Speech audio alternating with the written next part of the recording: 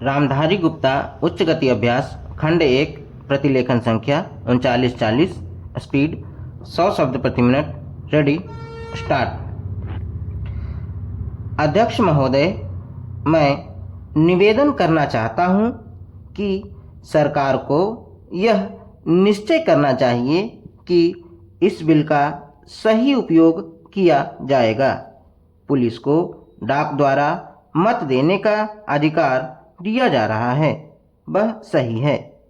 वह अधिकार इससे पहले ही दिया जाना चाहिए था, लेकिन आजकल चुनावों में जो गड़बड़ी होती है उसको दूर करने के लिए सरकार को मूल अधिनियम में संशोधन करना चाहिए।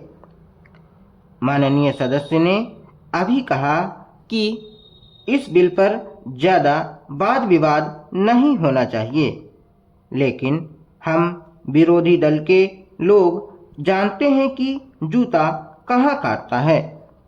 अगर कांग्रेस पार्टी चुनाव से पहले गद्दी छोड़ दे और सरकार में ना रहे, तब हम देखेंगे कि कांग्रेस को कितने वोट मिलते हैं। चूँकि चुनाव के समय कांग्रेस पार्टी के हाथ में सरकार रहती है, इसलिए उसको इतने वोट मिल जाते हैं। मैंने मध्य प्रदेश में देखा है कि हमारे कुछ कर्मचारियों को आरोप लगाकर पकड़ लिया गया है। इस संबंध में न्यायाधीश का निर्णय वहाँ की विधानसभा में पढ़कर सुनाया गया है। पुलिस के वोट लेने के लिए ही यह बिल लाया गया है। हमें डर लगता है कि पुलिस पर दबाव डाला जाएगा।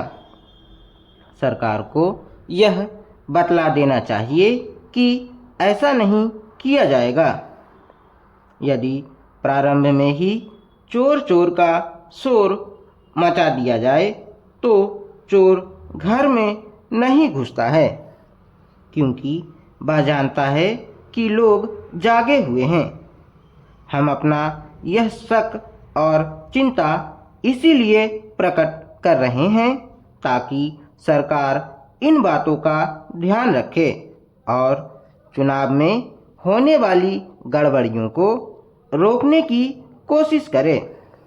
यह जो छोटा सा बिल लाया गया है वह किसी विशेष मतलब से लाया गया है, जैसा कि विरोधी दल के अन्य माननीय सदस्यों ने कहा। यह बिल किसी विशेष पार्टी के हित के लिए नहीं लाया गया है। केवल अपने प्रदेश से बाहर काम करने वाले पुलिस के आदमियों को डाक द्वारा मत देने का अधिकार देने के लिए नहीं लाया गया है।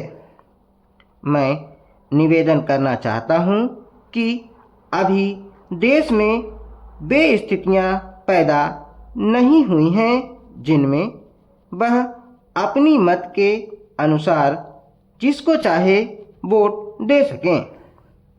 सदस्यों ने कहा है कि मध्य प्रदेश के लोग जो नागालैंड में हैं, बेशक उनको यह अधिकार देना चाहिए, लेकिन इसके साथ साथ यह भी कहा जाता है कि हमारे राज्य में पुलिस के लोग हैं। अध्यक्ष महोदय, मैं कहना चाहता हूं कि हर आदमी को यह अधिकार है कि जिसको वह चाहे डाक द्वारा मत भेज सके। ऐसा तो नहीं है कि सभी मत किसी एक अधिकारी के सामने ही इकट्ठा करके भेजे जाते हैं। जहाँ तक इस बिल का संबंध है वह ठीक है, वह प्रारंभ में ही आना चाहिए था और मैं इसका समर्थन करता हूँ। मैं इस सदन के माननीय सदस्यों से भी निवेदन करता हूँ कि इस बिल को पास कर दिया जाए। खेती में उन्नति न होने का कारण क्या है?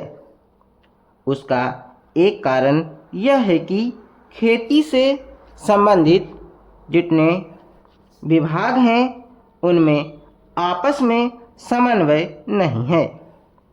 खेती के लिए अच्छी खाद की आवश्यकता है, पानी की आवश्यकता है, औजारों की आवश्यकता है और धन की आवश्यकता है। इन सारी चीज़ों के लिए अलग अलग विभाग हैं। मालूम ऐसा पड़ता है कि उनका आपस में कोई संबंध नहीं है।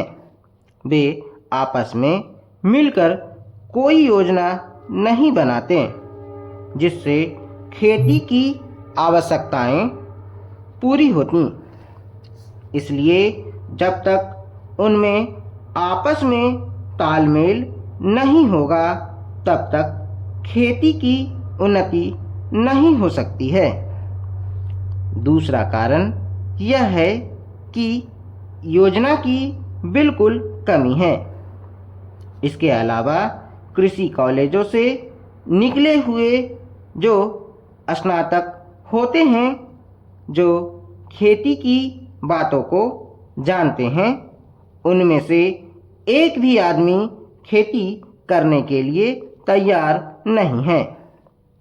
सभी प्रोफेसर बनने के लिए तैयार हैं, खेती के लिए कोई भी तैयार नहीं है।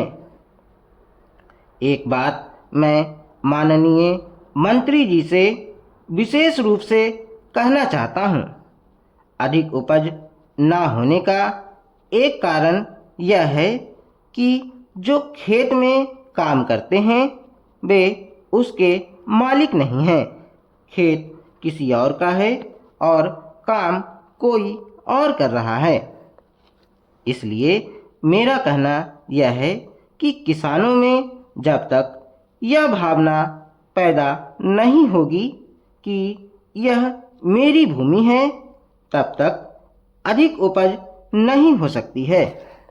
इसके लिए आप जब तक भूमि सुधार नहीं करेंगे तब तक कोई बात बनने वाली नहीं है। दुर्भाग्य से इस देश में खेती करने वाले बहुत कम लोग ही भूमि के स्वामी हैं। खेती की उन्नति के मूल आधार हैं पानी, खाद, बीज, धन, उपज का उचित दाम और भूमि सुधार। इन सब की ओर कृषि मंत्रालय का ध्यान नहीं है। सरकार को प्रत्येक खेत को पानी और हर आदमी को काम देना सुनिश्चित करना चाहिए।